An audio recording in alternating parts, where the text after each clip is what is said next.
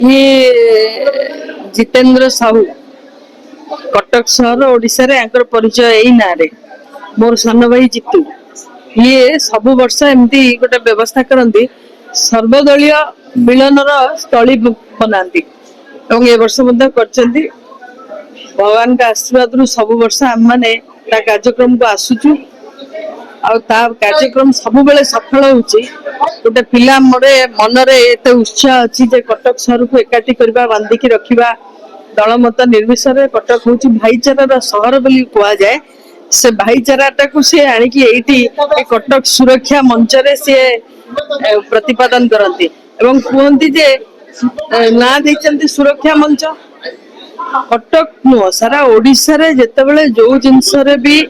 तांको अनियमितता देखा जाए तांकर काम होची से सुरक्षा देबा तना तांकर प्रकृति तांकर पेशा एवं तांकर विचार ये सबुर समीकरण होची आजिर दिन कि समस्त को संवर्धित करवा एवं समस्त भोजन आप्यायित करवा कटक माने तो खाइबा लोग खाती खुआ को भल पाती एवं से कथा को मो सान भाई जीतू बहुत भल बुझी आम मानसिकता को एवं सर्वदलीय आमर गोटे भेटघाट हो जाए ये से सब वर्ष यहाँ बोधे 6th ईयर सब वर्ष करते मो प्रभु जगन्नाथ शक्ति दिंतु सेमती वर्ष वर्ष ये कार्यक्रम चलेकी रखु आबाल बुद्ध बंता सी सामाजिक हो किए राजनैतिक हो किए वार्ड कॉर्पोरेटर लड़ी था लड़ी न था संगठन में था विभिन्न दलर समस्त को आनी एवं सामाजिक क्षेत्र में भी विभिन्न क्षेत्र में जो मैंने काम करते समस्त गोटे जगार गोटे घाटर एकाठी करवा सहज पाठ नुह कि से कष्ट पाठ को साध्य कर सक्षमता रखुवा व्यक्तिटा होचन जितेंद्र साहू मो कटक सुरक्षा मंच ये मंच ए समस्त राजनैतिक दलर नेता कर्मी बुद्धिजीवी मुरबी साई मुरबी पूजा प्रतिष्ठान कमिटी अच्छी जो एवं सामाजिक कर्मी संगठन गणमाध्यम प्रतिनिधि सूचना अधिकार कर्मी को ये संगठन होता है एवं कटक सहर समस्त समस्या समाधान पे समस्त सहयोग जरूरी होता है तेणुक ये गोटे बंधु मिलन द्वारा आमर भाव आदान प्रदान होता है एवं आमर जो असुविधा होता है माध्यम समस्या समाधान करते आमको सहयोग हाथ बढ़ाई था तेणु आज जो मैंने उपस्थित अतिथि एवं जो बुद्धिजीवी उपस्थित थे आंतरिक धन्यवाद जनाऊँ मो कटक सुरक्षा मंच प्रति एत भल पाइबा अच्छी आज ताही जना पड़ी वर्षर बंधु मिलन 6 वर्ष है मो कटक सुरक्षा मंच आगुरी आम सूचना अधिकार आईन प्लाटफर्म काम करूँ कि आम जाइलु कटक स्वतंत्रता जो रोचु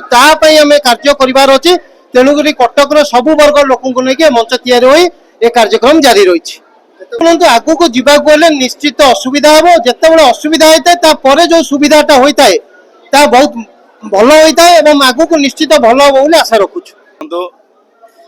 प्रत्येक वर्ष भरी ए वर्ष भी कटक सहर समस्त समाजसेवी समस्त नेतृमंडली समस्त को डाकिके गोटे जगार करिकी गोटे सुंदर भाव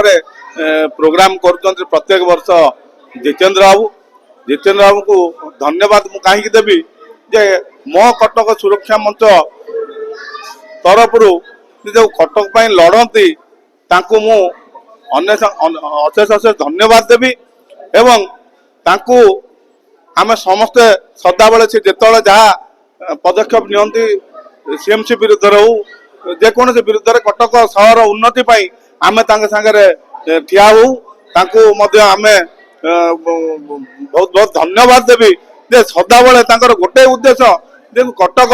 उन्नति करिवो कटक भल बाटर जीव कटक रास्ता घाट केमती हम कटक ड्रेन समस्या केमती सुधार हम कटक रे पंख उद्धार केमती भल भाव हम कटक सहर लोक केमती भल रे सदाबले से चिंता बेसी किसी कहबिनी माँ कटक चंडी को मुंडिया मारी सद्बुद्धि दिंतु भल सी उन्नति करूँ आ बेसी किसी कहबिनी धन्यवाद नमस्कार अणकोण जिते जो जहाँ घटे आपण यार देखिए बयाल मजाठू नहीं सियाड़े सीडीएफ पर्यंत सियाड़े चौदाठू नहीं यार त्रिशूलिया पर्यंत जो देखिए जितेंद्र बाबू आगे खबर पाती सोशल मीडिया रे आगे खबर जाए तापर गणमाध्यम समस्ते पहुंचती गणमाध्यम समस्त को मुझे धन्यवाद देवी समस्ते कटक सहर आपण मान जरिया